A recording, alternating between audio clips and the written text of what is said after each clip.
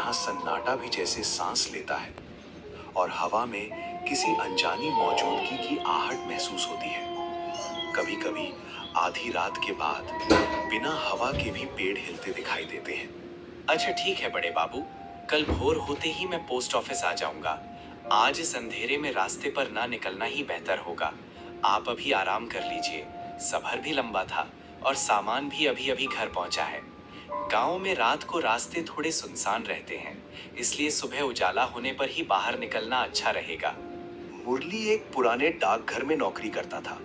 हाल ही में हुए ट्रांसफर की वजह से आज वो अपनी पत्नी सविता के साथ कालीधार नाम के इस अनजान गांव में आया था।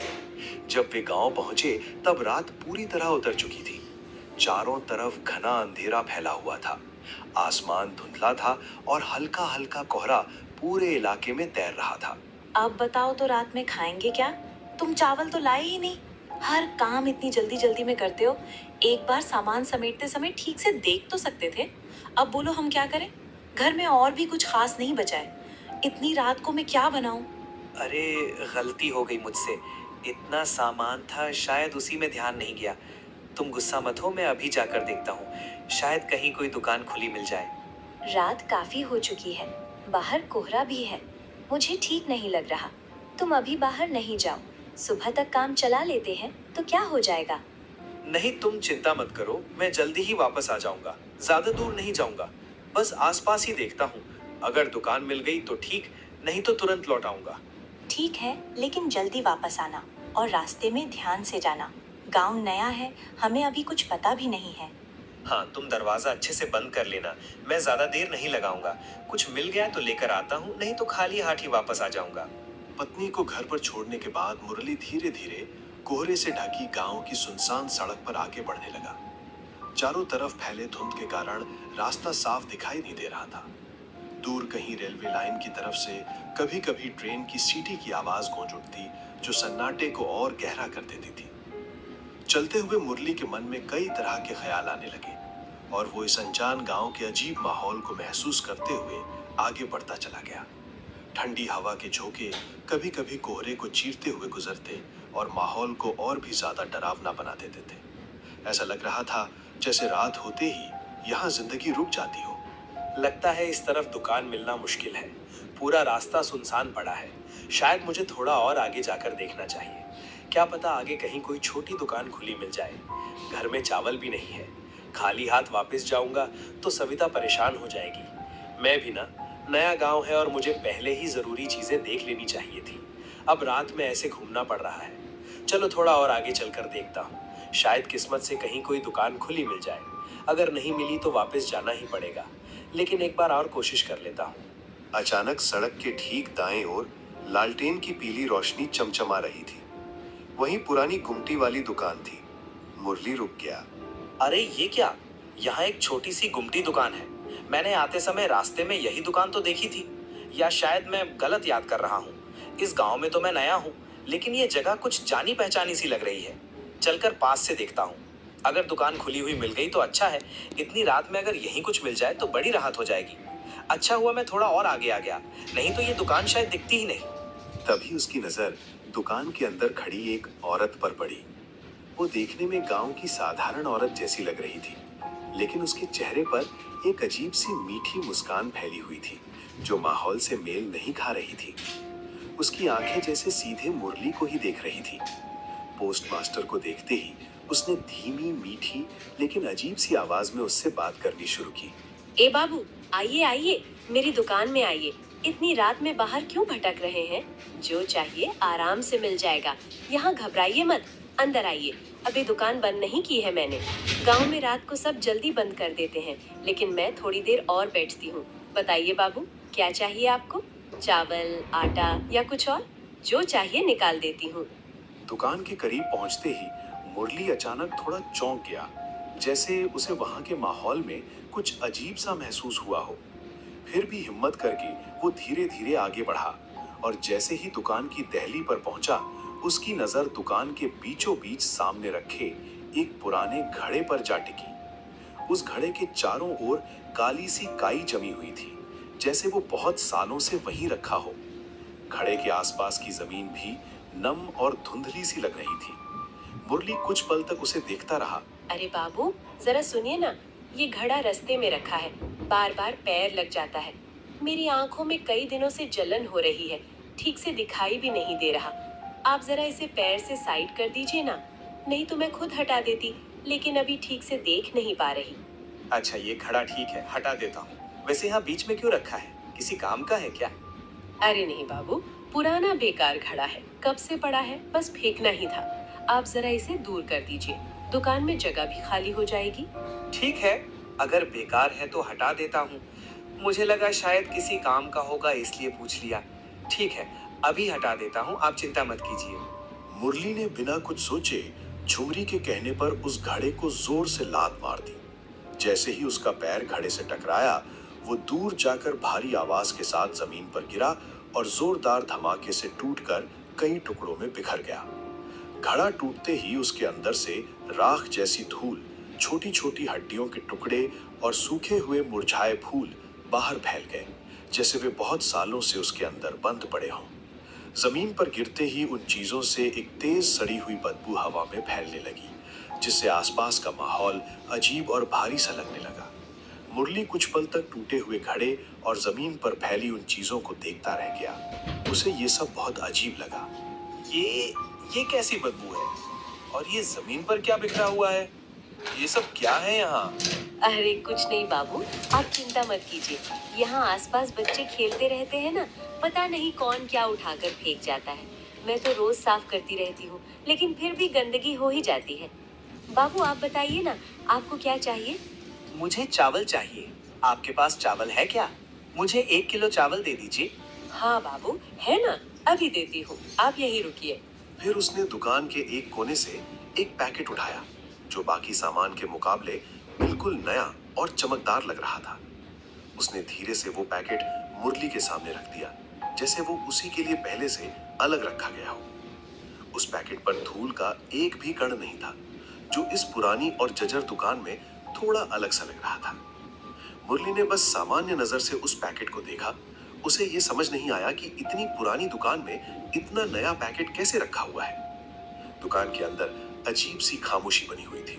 अरे बाबू, आपके लिए सबसे बढ़िया चावल दूंगी। लीजिए बाबू, ये चावल रख लीजिए, पैसे नहीं लगेंगे। आपका आना ही मेरे लिए काफी है। अरे पैसे क्यों नहीं लगेंगे? नहीं नहीं, मैं तो पैसे जरूर दूंगा। मैं सामान लेकर बिना पैसे दिए नहीं जा सकता। अरे बाबू रहने दीजिए ना, आपसे पैसे लेकर क्या करूंगी? आप बस जब भी जरूरत हो मेरी दुकान पर आ जाइए, आपका आना ही काफी है। जो भी चाहिए हो आप शाम के बाद आकर ले जाइएगा। आप पैसे ले लीजिए। नहीं, ये ठीक नहीं है। सामान का पैसा तो देना ही चाहिए। फिर भी कुछ पल चुप रहने के बाद झुमरी ने फिर से धीमी और बेहद मीठी आवाज में बात करना शुरू किया। उसकी आवाज में ऐसी नरमी थी जो सुनने में तो बिल्कुल साधारण लगती थी, लेकिन जैसे किसी आने वाले खतरे को बड़ी चालाकी से छुपा रही हो वैसी। मेरा नाम झुमरी है, प्यार से मुझे लोग झुमरी दीदी कहते हैं। ठीक है, अभी मैं चलता हूँ। फिर कभी जरूरत पड़ी तो आ जाऊंगा।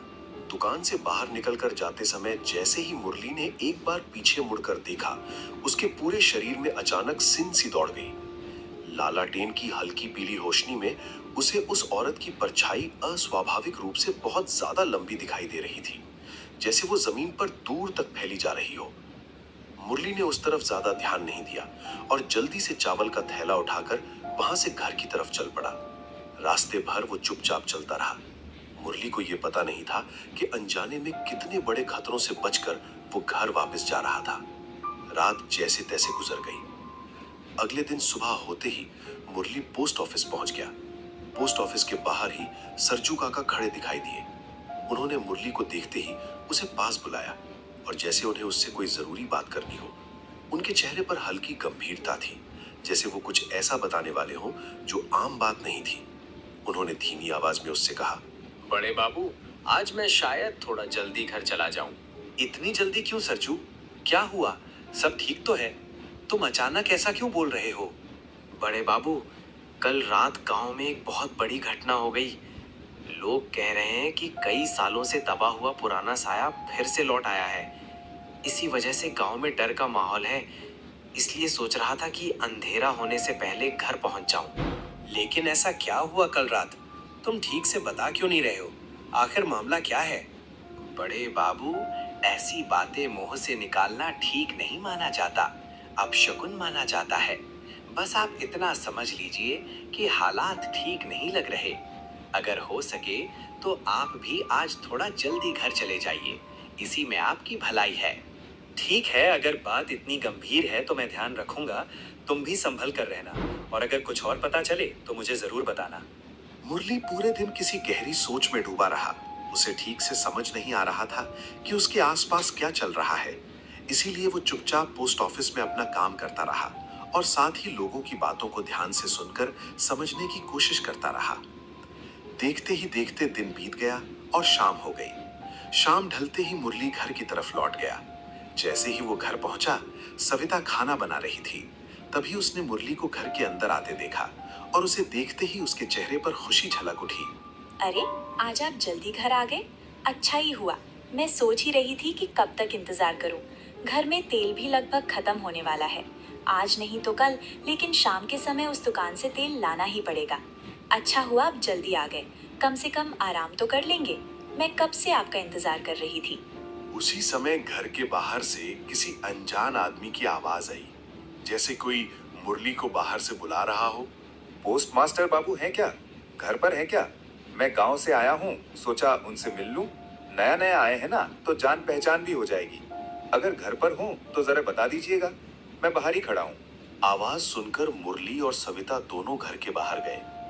मुरली जैसे ही घर के बाहर निकला और सामने देखा तो उसके सामने गांव का ही एक पतला दुबला सा आदमी खड़ा दिखाई दिया। उसकी शक्ल से लग रहा था कि वो यहीं का रहने वाला है और किसी काम से मुरली से मिलने आया है। मैं यहीं आपके बगल वाले घर में रहता हूँ, सोचा आपसे मिलकर थोड़ी जान पहचान कर लूं। आखिर गांव के इकलौते पोस्ट मास्टर आप ही हैं, तो हम लोगों का एक दूसरे को पहचानना भी जरूरी है ना। गांव में कोई नया आता है तो हम लोग मिलकर हालचाल पूछ लेते हैं। अगर आपको यहाँ किसी चीज की जरूरत पड़े या गांव के बारे में कुछ जानना हो तो बेझिझक बता दीजिएगा। हम पड़ोसी हैं तो एक दूसरे के काम आना ही चाहिए। बात करते करते उस आदमी के चेहरे के भाव धीरे धीरे गंभीर होने लगे, जैसे वो अब कोई गंभीर बात कहने वाला हो। बाबू, एक बात कहूँ, बुरा मत मानिएगा, लेकिन सांझ ढलने के बाद आप बिल्कुल भी घर से बाहर मत निकलिए। गांव के ऊपर बहुत बड़ा खतरा मंडरा रहा है। खतरा? कैसा खतरा? और तुम इतनी गंभीर बात क्यों कर रहे हो? पहले भी मैंने कुछ सुना था। साफ साफ बताओ, आखिर हुआ क्या था इस गांव में? बाबू, कई साल पहले इस गांव में झुमरी नाम की एक औरत रहती थी। उम्र रही होगी करीब 30-32 साल। देखने में बहुत सीधी साधी लगती थी। रेल लाइन के पास उसकी छोटी सी दुकान थी। उसका व्यवहार इतना मीठा था कि लोग उसे प्यार से झुमरी दीदी कहते थे। उसकी दुकान पर हमेशा भीड़ लगी रहती थी। लेकिन फिर एक दिन अचानक गांव की एक लड़की गायब हो गई। बहुत ढूंढा, लेकिन वो नहीं मिली। फिर हर अमावस की रात जवान लड़के लड़कियां गायब होने लगे। 3-4 बच्चे ऐसे ही गायब हो गए। हे भगवान, फिर किसी को शक नहीं हुआ उस पर, या किसी ने कुछ देखा नहीं? एक दिन गांव के ही एक आदमी ने छिप कर देखा कि झुमरी अपनी दुकान के पीछे काला जादू कर रही थी और पास के गांव की एक लड़की बेहोश पड़ी थी। तब गांव वालों को समझ आ गया कि गायब हुए बच्चों के पीछे उसी का हाथ था। गांव वाले गुस्से से पागल हो गए। सबने मिलकर उसे पकड़ लिया और इतना मारा कि वहीं उसकी मौत हो गई। फिर गांव के बुजुर्ग सन्यासी के कहने पर उसी दुकान के पास उसका अंतिम संस्कार किया गया और उसकी आत्मा को बांधने के लिए दुकान के सामने एक मिट्टी की हांडी रखी गई। तो फिर अब डर किस बात का है? अगर वो मर चुकी थी तो? डर इसी बात का है बाबू। करीब 20 साल बाद किसी नासमझ ने वो हांडी तोड़ दी और झुमरी की आत्मा आजाद हो गई। कल रात गांव के एक आदमी को उसने साइकिल समेत उठाकर जंगल में फेंक दिया और उसे जिंदा छोड़कर कहा, जाकर गांव वालों को बता दे, मैं वापस आ गई हूँ, अब पूरे गांव को खत्म करूंगी। इसलिए कह रहा हूँ बाबू, शाम के बाद घर से बाहर मत निकलिए। उस आदमी की आखिरी बातें मुरली ठीक से सुन भी नहीं पाया, लेकिन अब उसके सामने सच धीरे धीरे साफ होने लगा था। उसे एहसास हो गया था कि वो एक बड़े धोखे का शिकार हो चुका है झुमरी ने अपने मीठे व्यवहार और बातों से उसे भरोसे में लेकर उससे वही करवाया जो वो चाहती थी, और उसी की वजह से वो बंधन से आजाद हो गई थी। अब सीधी बात ये थी कि मुरली की एक गलती की वजह से पूरे गांव पर खतरा मंडराने लगा था। ये सोचकर मुरली का मन भारी हो गया। मुरली समझ गया कि अब इस आदमी को पूरी सच्चाई बताना बहुत जरूरी है, नहीं तो आगे चलकर हालात और ज्यादा खराब हो सकते हैं। उसने गहरी सांस ली और ठान लिया कि अब वो कुछ भी छिपाएगा नहीं। उसे ये भी एहसास हो रहा था कि जो हो चुका है उसे बदला नहीं जा सकता, लेकिन शायद सच बताकर वो आने वाले बड़े खतरे को टालने में मदद कर सके। अब हालात सिर्फ उसके अपने नहीं रहे थे, बल्कि पूरे गांव की सुरक्षा उससे जुड़ चुकी थी। बाबू, आप अचानक इतने शांत क्यों हो गए? क्या बात आपके मन में चल रही है? घबराने की कोई जरूरत नहीं है। बस मेरी बात मानिए। शाम ढलने के बाद घर से बाहर मत निकलिए, यही सबसे जरूरी है। मैं आपसे एक जरूरी बात छिपाना नहीं चाहता। सच ये है कि जो ये बड़ा खतरा गांव पर मंडरा रहा है, उसमें मेरी भी गलती जुड़ी हुई है। लेकिन भरोसा रखिए, मैंने जानबूझकर कुछ नहीं किया। मुझसे अनजाने में ऐसी गलती हो गई जिसका अंजाम इतना भयानक होगा, ये मैंने कभी सोचा भी नहीं था। बाबू, आपकी बात सुनकर मैं और उलझ गया हूँ। आप साफ साफ बताइए, आखिर ऐसा क्या हो गया? आपने ऐसा क्या कर दिया जिससे ये सब शुरू हो गया? मुरली ने गांव में आने के बाद से अब तक जो कुछ भी हुआ था वो सब उस गांव वाले आदमी को विस्तार से बता दिया। उसने बताया कि कैसे शाम को घर में चावल खत्म हो जाने की वजह से उसे मजबूरी में उस पुरानी दुकान तक जाना पड़ा। फिर उसने झुमरी के मीठे व्यवहार के बारे में बताया, कैसे वो सामान्य गांव की औरत की तरह बात कर रही थी और उसने मुरली का भरोसा जीत लिया था। मुरली ने यह भी साफ साफ बता दिया कि झुमरी के कहने पर उसने उस मिट्टी की हांडी को बेकार कचरा समझकर दुकान से दूर लात मारकर फेंक दिया था, और उसी के बाद वो हांडी टूट गई थी। मुरली ने ये सब बताते हुए कहा कि उस समय उसे जरा भी अंदाजा नहीं था कि वो किसी बड़ी गलती की तरफ बढ़ रहा है। उसे लगा था कि वो बस एक बेकार पुरानी चीज हटा रहा था, लेकिन अब उसे समझ आ चुका था कि उस हांडी का कुछ और ही मतलब था। ये सब बताते हुए मुरली का चेहरा उतर गया और उसकी आवाज में पछतावा साफ महसूस हो रहा था। उसने गांव वाले आदमी से कहा कि अगर उससे कोई गलती हो गई है तो वो उसे सुधारने के लिए जो भी जरूरी होगा वो करने को तैयार है। ओह, तो ये सब आपकी वजह से हुआ है बड़े बाबू।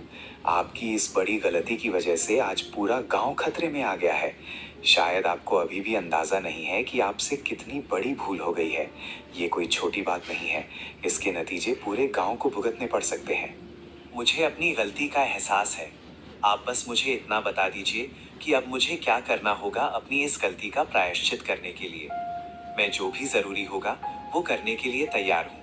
चाहे मुझे कितनी भी मुश्किल का सामना क्यों ना करना पड़े, मैं पीछे नहीं हटूंगा। मुरली और गांव के बाकी लोग आपस में बात करके गांव के पूर्व दिशा में रहने वाले सन्यासी बाबा के घर की तरफ निकल पड़े। कुछ ही देर में वे सब उनके घर पहुंच गए। उस समय सन्यासी बाबा अपने घर के आंगन में बैठे हुए संध्या पूजा की तैयारी कर रहे थे। गांव के लोग चुपचाप उनके सामने खड़े हो गए और गांव में जो कुछ हुआ था वो सारी बात उन्हें विस्तार से बता दी। गांव वालों की पूरी बात ध्यान से सुनने के बाद सन्यासी बाबा कुछ देर तक शांत बैठे रहे, जैसे वो सारी बातों को मन ही मन समझ रहे हों। फिर उन्होंने धीरे से सबकी तरफ देखा और गंभीर आवाज में उन्होंने कहा कि जो कुछ हुआ है वो साधारण बात नहीं है और अब सबको बहुत सावधानी से आगे बढ़ना होगा। उन्होंने ये भी कहा कि अब जो भी करना होगा सोच समझकर और मिलकर करना होगा, तभी गांव को आने वाले खतरे से बचाया जा सकता। देखो, पोस्ट मास्टर उसे रोकने का एक रास्ता मेरे पास है और वो काम सिर्फ तुम ही कर सकते हो। बाबा, ये आप क्या कह रहे हैं मुझसे? क्या करना होगा? सच बताऊं तो डर के मारे मेरे हाथ पैर कांप रहे हैं। डरना स्वाभाविक है, लेकिन अब हिम्मत रखनी होगी। हाँ, ये काम सिर्फ तुम ही कर सकते हो। कल अमावस्या की रात है और ऐसे कामों के लिए वही सबसे सही समय होता है। ज्यादा देर नहीं करनी होगी।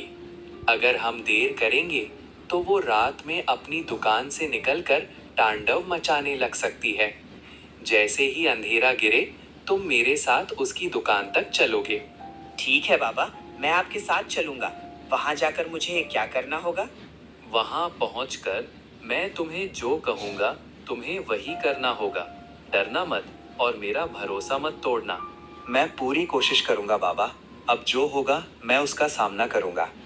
बाकी गांव वाले भी आसपास रहेंगे। लेकिन सब मेरे इशारे का इंतजार करेंगे। अब देर मत करो, अपने घर जाओ और याद रखना, आज रात कोई भी अपने घर से बाहर नहीं निकलेगा। बूढ़े सन्यासी की बात मानकर सभी गांव वाले धीरे धीरे अपने अपने घर लौट गए। लेकिन उसी रात गांव में एक और बड़ी अनहोनी हो गई। गांव के आखिरी छोर पर हफ्ते का इकलौता बाजार लगा हुआ था। रात करीब 9 बजे दुकानदार अपना अपना सामान समेटकर घर लौटने की तैयारी कर रहे थे। तभी अचानक तेज आंधी चलने लगी। हवा इतनी तेज हो गई कि कई दुकानों के टेंट और छप्पर उड़कर दूर जा गिरे और इस अफरा तफरी में कई लोग घायल भी हो गए। कुछ ही पलों में बाजार का पूरा